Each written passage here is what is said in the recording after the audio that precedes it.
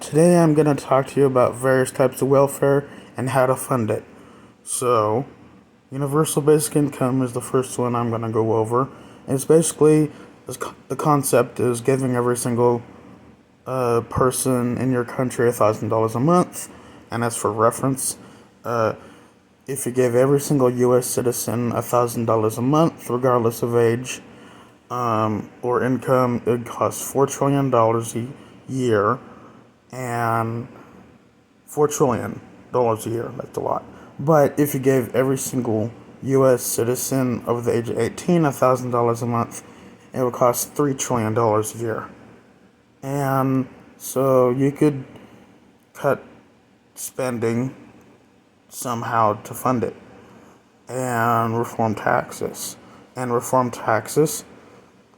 Currently, the current welfare system needs reformed because of its inefficiencies and the overloaded bureaucracy. And so, yeah.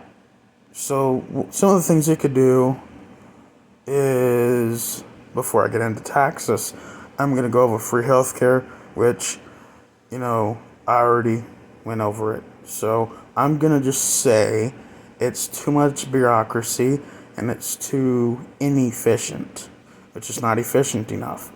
And so that's what I'm going to say about free healthcare. It's a better idea just to have a negative income tax or universal basic income, which, if you can't afford a universal basic income, then a negative income tax would be more affordable because, it's basically phasing out at a 50% rate once you earn a certain amount of money. So, for instance, if you had the minimum threshold equal to the poverty line, and you could earn less than that, and you'd still get the same amount equal to the federal poverty line, but once you earn for every dollar over the federal poverty line, you would get 50 cents less. And so that would cost around $600 billion a year. And so then let's go into taxes. So, taxes, some of the things you could do to cut spending and reform taxes is you could replace all welfare spending, all education spending, and all that kind of stuff, like K through 12 education spending, and public welfare, like, SNAP, which is food stamps, and TANF, Social Security, Medicaid, Medicare, and supplemental security income, and all that kind of stuff. And that way, if you give every single U.S. citizen $1,000 a month, regardless of age or income, that way they could still pay for education. They could pay for education, and the average tuition per year for K through 12 is around $12,000 a year. And so they could pay for education, so education will still be free. They could pay for child care and all that. They could save up money.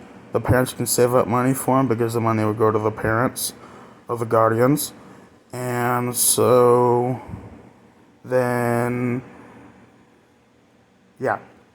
So you'd have to replace a lot of things, and in order to give every single U.S. citizen, or immigrants too, or maybe every single person, but according to my research, if we give every single U.S. citizen $1,000 a month, I said the price.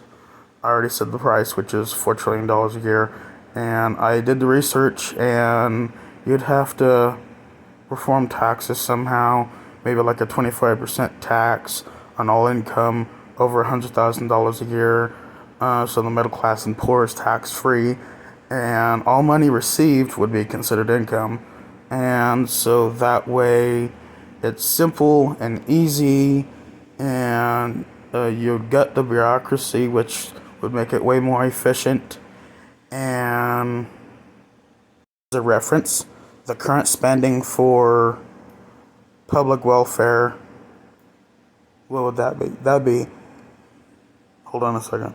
The state level, it'd be about 1 to 2 trillion, maybe a little over than that. A little over that. That would be the state level amount of welfare spending and education spending.